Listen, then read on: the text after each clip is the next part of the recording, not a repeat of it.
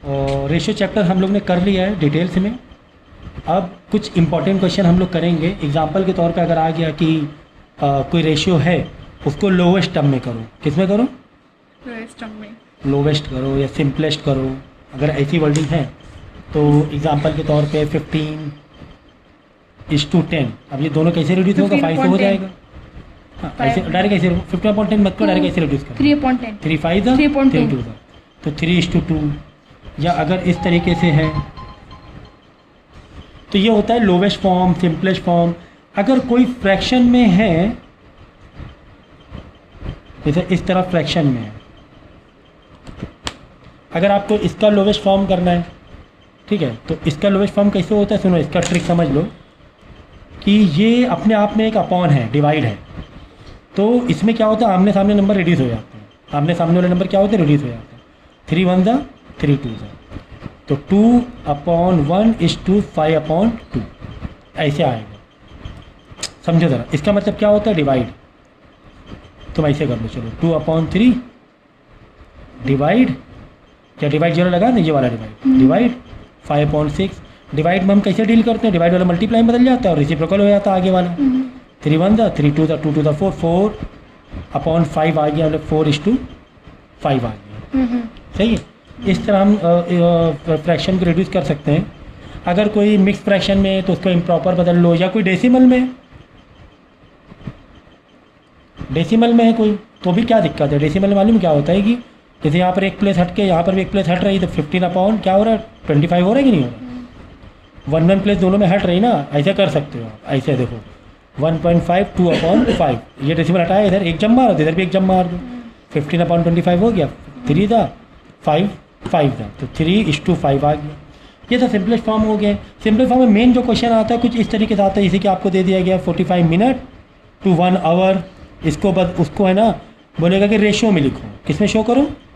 Simplest ratio में show करो, ठीक है। तो अब ये मिनट या आवर, ये नहीं चल पाएगा, ये नहीं चल पाएगा। अगर ये मिनट में, इसको भी मिनट में बदलो तो 45 मिनट = 60, 1 आवर मतलब 60 मिनट। अगर 2 आवर होता तो 120 मिनट होता। अगर 2 आवर होता तो 120 मिनट होता। अब इसको रिड्यूस कर लो, ये दोनों 5 से रिड्यूस हो रहे हैं। 5 9 दा 5 12 था। अब इतना देखो, बेसिक मैथ रखना दिमाग में। तो 9:12 15 से हो रहा है, डायरेक्ट 15 3 था, 15 4 था, वापस 3 से कर दो, 3 3 4 था, 3 3 3 4 था, नहीं डायरेक्ट 15 3 था, 15 4 था, तो 20 तक की टेबल आनी चाहिए। 3:4 आ जाएगा। इस तरीके से किलोमीटर से मीटर दे दिया, अगर 3 किलोमीटर और 300 मीटर, बोलेगा कि इसको सिंपलेस्ट फॉर्म में करो, तो ये मीटर है, ये किलोमीटर है, ये मीटर है, ये नहीं चल पाएगा, ठीक है। तो ये किलोमीटर, ये मीटर है। तो अब तुम्हें प्लेटफॉर्म एक करना ज़रूरी, यूनिट एक करना ज़रूरी है। तो किलोमीटर को मीटर बनाने ज़्यादा ईजी कि मीटर किलोमीटर बनाने ज़्यादा ईजी? ठीक है। तो किलोमीटर को मीटर जाने के लिए आप मेजरमेंट का लेक्चर मेरा देख लेना, वेरी वेरी इंपॉर्टेंट। मेजरमेंट का लेक्चर मुझसे मांग लेना, ठीक है। उसमें ये तो कुछ भी नहीं, कितना भी हैवी कन्वर्जन हो, आप बहुत ही मतलब फिंगर्स में कर सकते हो। इतना मतलब इजी मैंने करके दिया हुआ है। तो ये लेक्चर मुझसे मांग ले, मैं ये लेक्चर दे दूँगा। तो 3 किलोमीटर मतलब 3 × 1000 3000 मीटर एंड देन 300 मीटर, तो दिया ही हुआ है। थोड़ा रिड्यूस कर लो, 2 0 दिए, 2 0 गया, 30:3 आ गया, 3 1 दा 3 10 दा, तो 10:1 आ गया, करेक्ट। तो इस तरीके से रिड्यूस करके सिंपलेस्ट फॉर्म में लिख सकते हैं। ये एग्जाम में आता है, इस टाइप का यूनिट कन्वर्ट करके सिंपल में बनाना। अब रेशियो क्या था चैप्टर का? एंड प्रोपोर्शन ना, नहीं, यूनिटरी मेथड, ठीक है। अब यूनिटरी मेथड कौन से समझ लो। यूनिटरी मेथड में क्या होता है कि आपको कंपैरिजन करना होगा। क्या करना होगा? कंपैरिजन। स्पेलिंग सही है, चेक कर लेना, ठीक है। तो आपको कंपैरिजन करना होगा 2 क्वांटिटी के बीच में, मतलब आपको 2 ग्रुप दिए जाएंगे। एग्जाम्पल के तौर पे आपको ऐसा बोला जाएगा कि समझो एप्पल्स और रुपीस की कहानी है कि आपको 4 एप्पल मिल रहे हैं 72 रुपीज़ में। जब इजी नंबर ले लें, 4 एप्पल मिल रहे हैं 20 रुपीज़ में, ठीक है। यहाँ एप्पल ग्रुप बनाए या रुपीज़ बनाए? 4 एप्पल कितने रुपए में मिल रहे हैं? 20 रुपीज़ में। तो बताओ 8 एप्पल कितने में मिलेंगे? तो हम क्या कर लेंगे? एक्स लेट कर 90 लेंगे, एक्स लेट कर लेंगे। क्या रुपीज़ नहीं थे तो रुपीज़ के नीचे एक्स, हमेशा एप्पल के नीचे एप्पल डालना है, रुपीज़ के नीचे रुपीज़, फिर क्या करना है? क्रॉस मल्टीप्लाई करना है। क्या करना है? Cross. Cross. X into 4 4x, बीच में क्या डालेंगे? इक्वल टू डालेंगे। 8 इंटू 20, ठीक है। 4a और x में क्या रिलेशन है? मल्टीप्लाई। तो क्या करेंगे? हमें x निकालना है, मतलब रुपीज़ निकालना है, तो 4 को हम वो साइड भेज देंगे, यहाँ भेज दिया। 4 यहाँ पे मल्टीप्लाई में, तो इधर क्या हो गया? डिवाइड। ये एक रूल है इक्वल टू का, ठीक है, कि जहाँ पे कोई मल्टीप्लाई में उधर जाके डिवाइड हो जाए, या कोई डिवाइड में उधर जाके मतलब हमें x निकालना था, हमें 4x नहीं निकालना, हमें क्या निकालना है? x निकालना है। तो 4 को हटाओ, 4 को हटा के उधर भेजेंगे, तो ये अगर यहाँ मल्टीप्लाई में इधर आके डिवाइड हो जाएगा। अब देखो इसको रिड्यूस करो, 4 1 द 4, 4 2 द 8, ये 2 बचा, यहाँ 20, नीचे 1 बच गया, छोड़ दो। 2 इंटू 20 40, यानी कि 8 एप्पल कितने रुपए के मिल जाएंगे? 40 रुपीज़ के मिल जाएंगे, ठीक है।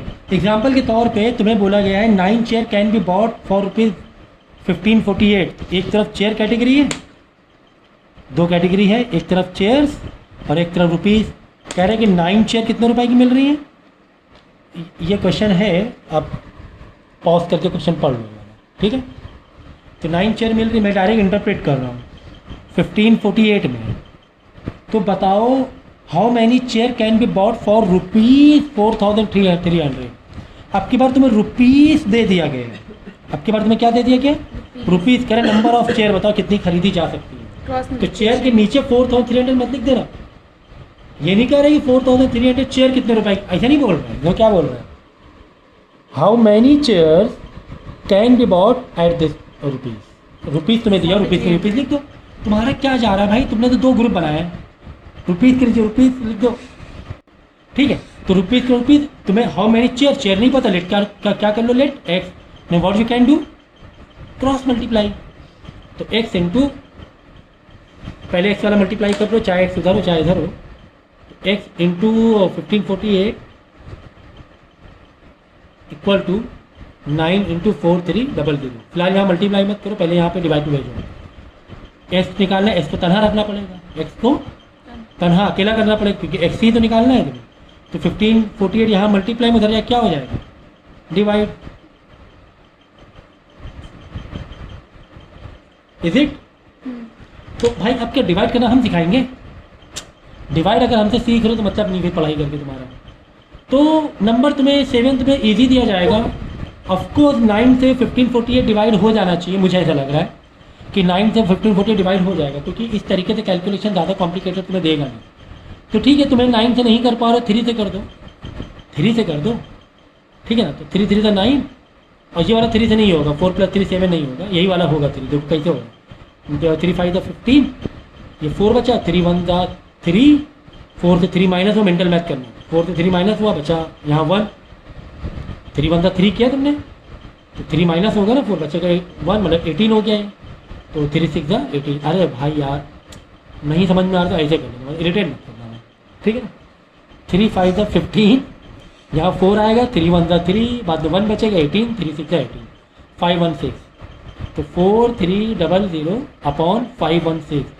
अब नंबर ऑफ चेयर में ये जो नंबर आएगा होल में ही आने वाला है, डेसिमल थोड़ी ना आएगा। क्यों नहीं? तुम 4 चेयर 4.5 चेयर खरीदने जा रही हो, 4 चेयर और आधी चेयर, ऐसा तो नहीं होगा ना। चेयर तो पूरी आएंगी, इसका मतलब 516 4300 पूरा का पूरा डिवाइड हो जाने वाला है। 4 3, हाँ, तो पूरा डिवाइड हो जाने वाला है, ये हम आपको कह रहे हैं। और ये बात पूरी सच है कि ये आप डिवाइड कर सकते हो। अब 443 तो होगा नहीं, 430 तो होगा नहीं, 4300 पूरा टेबल मारना पड़ेगा। आई थिंक 516 8 सा करोगे तो 5 सा करोगे ज़्यादा सही रहेगा। नहीं 5 सा नहीं, 6 सा 7 सा 8 सा, 8 सा भी नहीं हो रहा है, 516 आ रहा है ना। चेक कर लेते हैं भाई, चेक कर लेते हैं। 516 आया था ना, श्योर। क्या आ रहा था? 3 6 18 ना, 4 है डिवाइड, कितना आ रहा है? क्या डिवाइड करना था? 516 4300। 516 7 का करो, 7 का भी 0 नहीं आ रहा है, 8 का भी 0 नहीं आ रहा है। 4300 डिवाइड बाई 5। एक मिनट भाई, ऊपर 3 भी तो बच रहा था, ये कहाँ खा जाओगे? ऊपर 3 भी बच रहा है, यानी 4300 इंटू 3 भी तो करो, है ना? वो बेफालतू में कितना टाइम बर्बाद हो गया। ठीक है, इंटू 3 करके 516 डिवाइड में आ जाएगा, फिर तब हो जाएगा। तो इसीलिए वो मेंटल मैथ में गड़बड़ हो रहा था कि डिवाइड नहीं हो रहा था, क्योंकि इंटू 3 बच रहा था अभी भी। ठीक है, तो कभी कभी कुछ गलतियाँ सीखने के लिए अच्छा चांस देती हैं आपको कि ऊपर ध्यान रखना है आपको कि कोई नंबर बच तो नहीं रहा है। तो ठीक इसी तरीके से देखो यहाँ पे क्वेश्चन दिया हुआ है।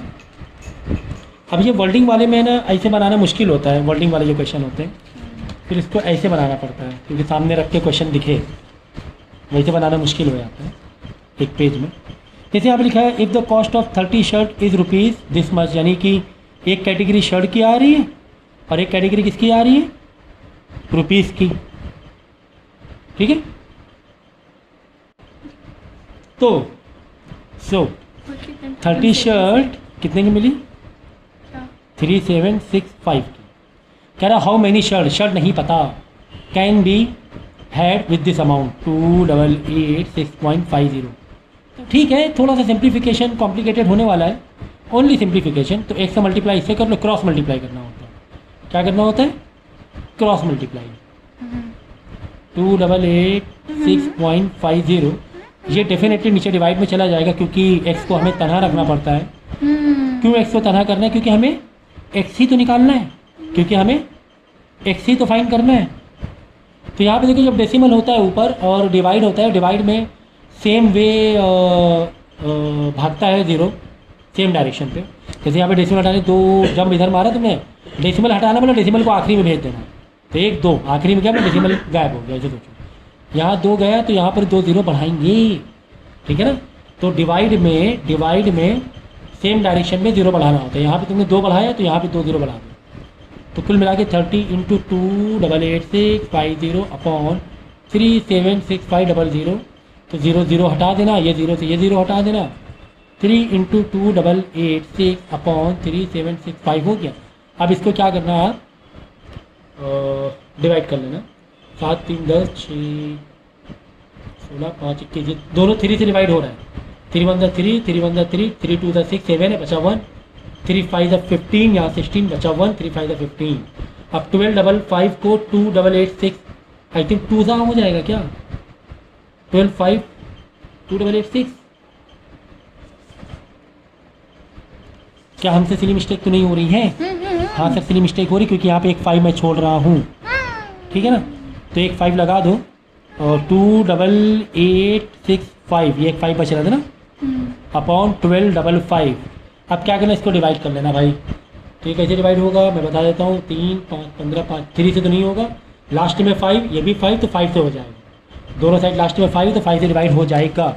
तो this is your what, this is your unitary method. 6 वाला क्वेश्चन अच्छा है, मज़ेदार है। जैसे यहाँ पे लिखा है कि ए many can earn this much in 5 month. तो एक तरफ डाल दो मंथ, इसमें कंफ्यूज मत होने के पहले क्या लिखें बाद में क्या लिखें। आप चाहो पहले रुपीज़ बाद में मंथ लिखो, या कुछ भी पहले लिख दो, उससे कोई मतलब नहीं। ध्यान रखना रुपीज़ के लिए जो रुपीज़ और मंथ के नीचे जिस क्वांटिटी में जो है उसकी वो फैमिली को मेंटेन रखना है। तो कह रहे हैं कि 5 मंथ में हम कितना कमा रहे हैं? 51500 कमा रहे हैं। तो बताओ कि इतने रुपए कितने दिन में कमा लेंगे। तो रुपीज़ के नीचे डेफिनेटली हमें रुपीज़ लिखना है, और मंथ हमें नहीं पता, एक्स मान लो, क्रॉस मल्टीप्लाई करके एक्स के पास जो रहता है बाद में डिवाइड में आ जाएगा। तुम डायरेक्ट भी कर सकते हो, 200 × 5, इसको ऊपर जो बैठा होता है उसको डिवाइड में लिया। बस अब तो खुश हो गए, अब हम खुश हो गए सर। तो इन दोनों का मल्टीप्लाई मालूम ही दिख ही रहा है, क्रॉस मल्टीप्लाई। और इसके ऊपर जो बैठा है क्वांटिटी उसको डिवाइड में ले आते हैं, है ना? इसको किस में ले आते हैं? डिवाइड में ले आते हैं। तो इस तरह भी कर सकते हो। अब भाई सिंप्लीफिकेशन तो करना ही है आपको। ये वाला देखो इम्पॉर्टेंट है, 7th वाला वेरी इंपॉर्टेंट। कह रहा है 10 men can dig trench in 12 days। तो यहाँ लिखो मेन, यहाँ लिखो डेज, यही तो 2 कैटेगरी मेंटेन हो रही है। तो कह रहा है 10 men है तो कितने दिन में काम कर रहे हैं? 12 दिन में काम पूरा हो रहा है। कह रहा है 4 men कितने दिन में कर पाएंगे, एक्स मान लो, क्योंकि 4 महीने रहेंगे ज़्यादा दिन लेगा।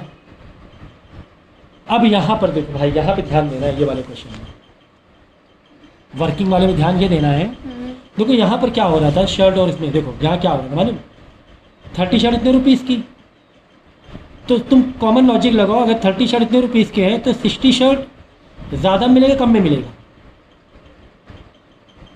अरे भाई 2 एप्पल 8 रुपए के, 4 एप्पल कितने के मिलेंगे? 4 एप्पल 16 रुपए में, 16 रुपीज़ में।